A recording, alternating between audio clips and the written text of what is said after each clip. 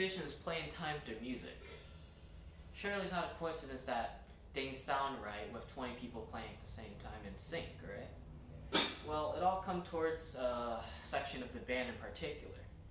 Big names in the jazz world such as Dizzy Gillespie, Coltrane, Duke Ellington, they pioneered jazz with their unique playing abilities, musicality.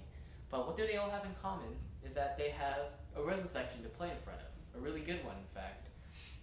And what a good rhythm section allows to do is they make things sound right, makes things fall into place, has a good flow for the song and pieces they play. And you've probably heard of rock, indie bands, probably heard some jazz bands before. They all have some sort of groove or beat behind it. And it consists of piano, bass, guitar, and drums. Those four instruments make up the rhythm section and pretty much drive the band forward with their pieces. And I'm here to discuss how impactful drumming is in a musical context and how the tools that a drummer uses impacts their own playing. And first of all, I'd like to give a rundown of what a standard drum kit looks like. So I'd like to start off by saying each piece is equally important as the next, as they have their own functions and purposes in how you use them. So right now we have a bass drum and we have a hi-hat. And pretty much these two pedals for my feet, they dictate a lot of things such as groove, time, and what pattern I'm doing. And the basis of it is that I just do this for the band to follow. And things fall into place as I create a time, tempo, and momentum, a drive to push a piece forward. You add in the snare drum, which is essentially the backbone of a lot of patterns in drumming, as you combine it with toms for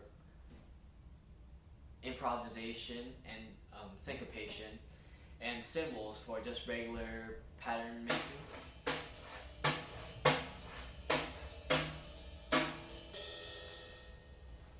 Pretty much all these patterns come from the snare drum, as you're going to hear that a lot more. It's very consistent, has a hard-hitting noise similar to the hi-hat, which you hit every 2 and 4. And all these elements together, they create a blend of noises that pretty much moves the band forward. The band listens to this, everyone in the band listens to this for directions. And what's so beautiful about drumming is that you make your own palette. Now, what do I mean by palette? By palette, I mean you get to express a lot of tones and emotions depending on what you're hitting. All these drums, all these cymbals, they give different noises and timbres to use, and what the drummer does is decide which ones to use for the appropriate context. There's a lot of questions that arise when I hit the cymbal, for example. How hard do I hit it? What am I hitting it with, like a stick or a brush? What mood am I trying to get out of it? How hard do I hit it? How many times do I hit it? What pattern am I going? I can go really fast, or I can go for a slow, gentle motion. And the drummer essentially is setting up the band for success. You can swap off different musicians given a fill or a break in between. You can switch cymbals for different parts of a song.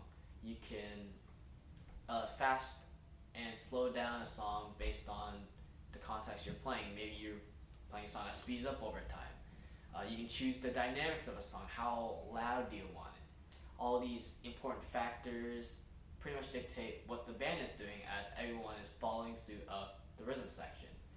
And in short, what the drummer is trying to do is bring a song to life. You're trying to make you're trying to make other musicians follow suit and feel comfortable playing their own ideas on their own instruments, as well as letting the audience feel more comfortable letting the music a bit easier to listen to. And with the drummer,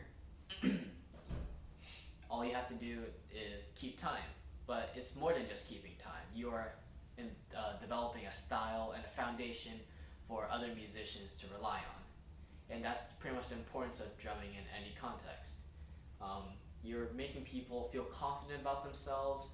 You are approaching each song as like a puzzle or an empty canvas, and you're putting your own ideas into it. And that's pretty much what drumming is.